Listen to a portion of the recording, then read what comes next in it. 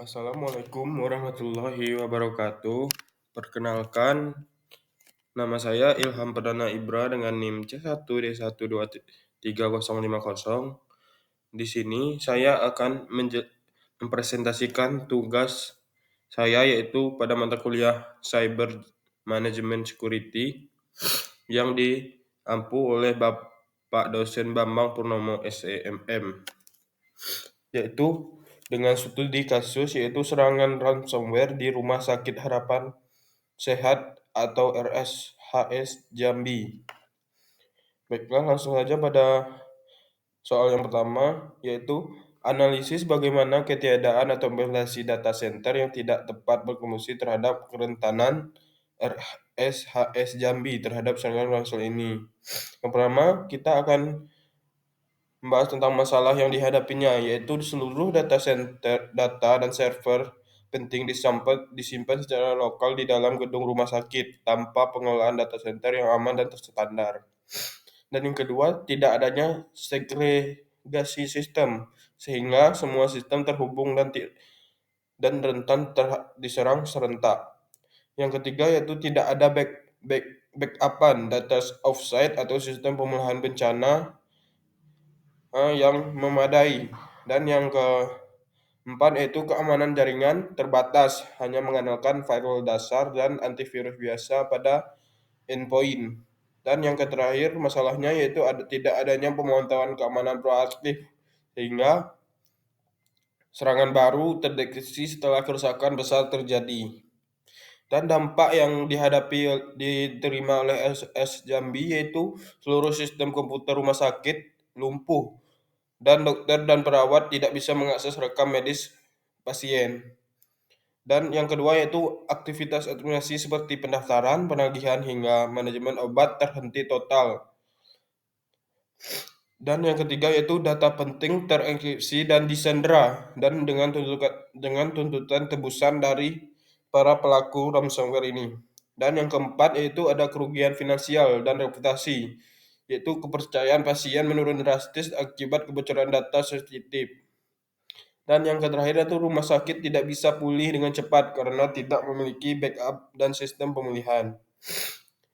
Dan solusi terbaik untuk menangani kasus ini yaitu adalah dengan melakukan migrasi sistem ke data center profesional, yaitu pihak ketiga atau hybrid cloud yang memiliki standar keamanan tinggi, misalnya menggunakan tier 3 atau tier 4. Dan solusi yang kedua yaitu implementasi strategi backup 321 dengan cadangan data terenkripsi dan tersimpan di lokasi terpisah. Dan yang ketiga yaitu melakukan segmentasi jaringan internal agar serangan tidak menyebar ke seluruh sistem. Dan yang keempat yaitu dengan monitoring dan deteksi dini melalui sistem pemantauan real time seperti SIEM atau IDS atau IPS. Yang kelima adalah dengan membuat dan menguji rencana pemulihan bencana atau disaster recovery plan agar sistem dapat dipulihkan tanpa membayar biaya tebusan dari pelaku. Dan yang keenam yaitu peningkatan pelatihan dan kesadaran staf untuk menjaga kesadaran manusia yang bisa menjadi pintu masuk malware tersebut. Dan untuk soal selanjutnya yaitu jelaskan peran penting fitur-fitur keamanan fisik dan logis yang umum terdapat pada data center modern dalam mencegah dan mitigasi serangan cyber berupa. Yang pertama yaitu keamanan fisik, yaitu yang pertama dengan kontrol akses biometrik dan CCTV 24 jam yang mencegah orang tidak berwenang mengakses server dari rumah sakit ini. Dan yang kedua dengan melakukan perlindungan terhadap kebakaran, listrik mati atau bencana alam dengan memastikan server tetap berjalan dan data aman. Dan keamanan logis yang dilakukan yaitu dengan mensegmentasikan jaringan untuk membatasi penyebaran malware. Dan yang kedua dengan pemantauan real time dan sistem deteksi intrusi yaitu IDS atau IPS untuk mendeteksi serangan sejak dini.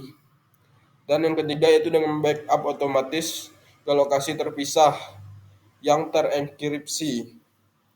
Dan yang terakhir yaitu dengan patch management otomatis sehingga celah keamanan ditutup dengan lebih cepat.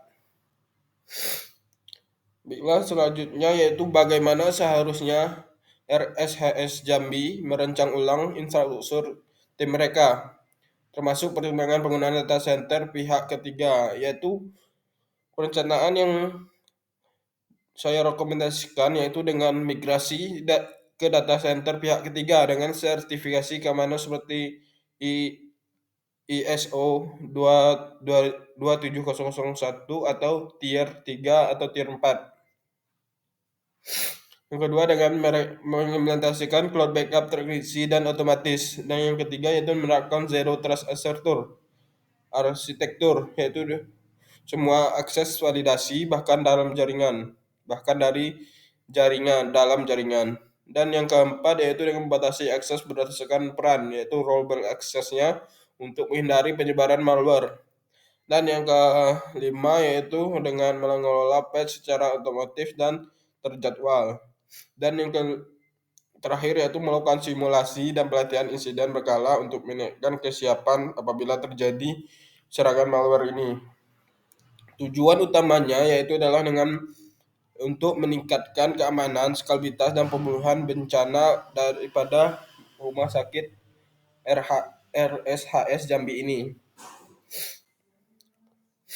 Baiklah, lanjut ke pembahasan keempat yaitu dengan sebutkan langkah-langkah keamanan cyber penting lainnya yang perlu diimplementasikan oleh RSHS Jambi untuk mencegah insiden serupa.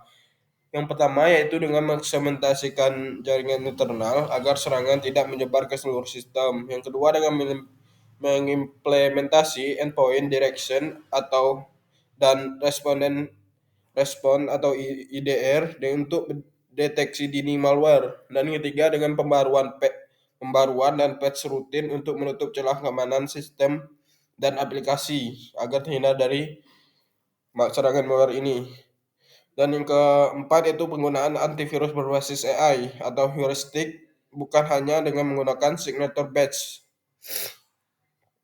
Dan yang kelima yaitu dengan pemantauan keamanan proaktif dengan 24 jam jam per 7 oleh Security Operation Center atau SOC. Dan yang ke-6 yaitu dengan pendidikan dan pelatihan keamanan cyber untuk para staf di rumah sakit ini dan terutama terkait serangan phishing dan social engineering. Dan yang terakhir yaitu dengan kebijakan backup 321, yang ketiganya itu salinan data, yang kedua media berbeda, dan yang pertama yaitu offsite.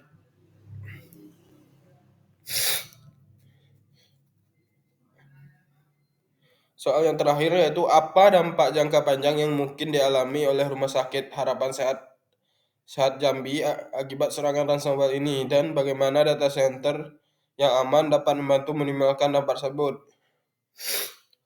Yaitu dengan serangan ransomware yang melumpuhkan sistem informasi di Rumah Sakit Harapan Jambi tidak hanya menimbulkan gangguan jangka pendek tapi juga berdampak serius dalam jangka panjang. Dampak utama yang mungkin dialami adalah hilangnya kepercayaan publik terhadap rumah sakit ini.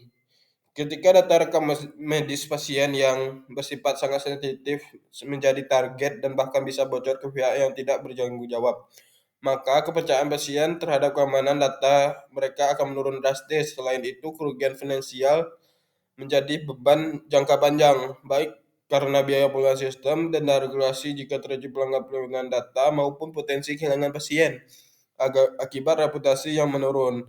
RSHSMI juga akan menghadapi tantangan hukum dan audit jika terbukti lalai dan melindungi data pasien sesuai standar keamanan yang berlaku. Untuk minimalkan dampak ini, penggunaan data center yang aman dan tersertifikasi sangat penting atau sangat krusial. Data center modern dilengkapi dengan sistem keamanan fisik dan logis yang canggih seperti redundansi daya, pendingin, deteksi intrusi, sistem pemulihan bencana, serta pencadangan data secara real time di lokasi yang berbeda. Dengan mengadopsi layanan data center yang profesional, AS Jambi dapat memastikan bahwa mereka tetap aman. Bahkan jika terjadi serangan selain itu, data center dapat membantu memastikan kelangsungan operasional dan cepat memulihkan layanan penting rumah sakit melalui sistem failover atau pemulihan otomatis. Dengan demikian, RSS Jambi tidak hanya menimbulkan kerugian secara teknis dan ekonomi, tetapi juga dapat mengembalikan kepercayaan pasien masyarakat dalam jangka panjang. Baiklah, itulah presentasi saya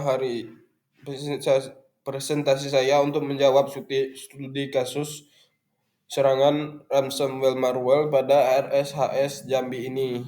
Apabila ada salah kata atau salah pengucapan kalimat, saya minta maaf dan saya akhiri dengan wassalamualaikum warahmatullahi wabarakatuh.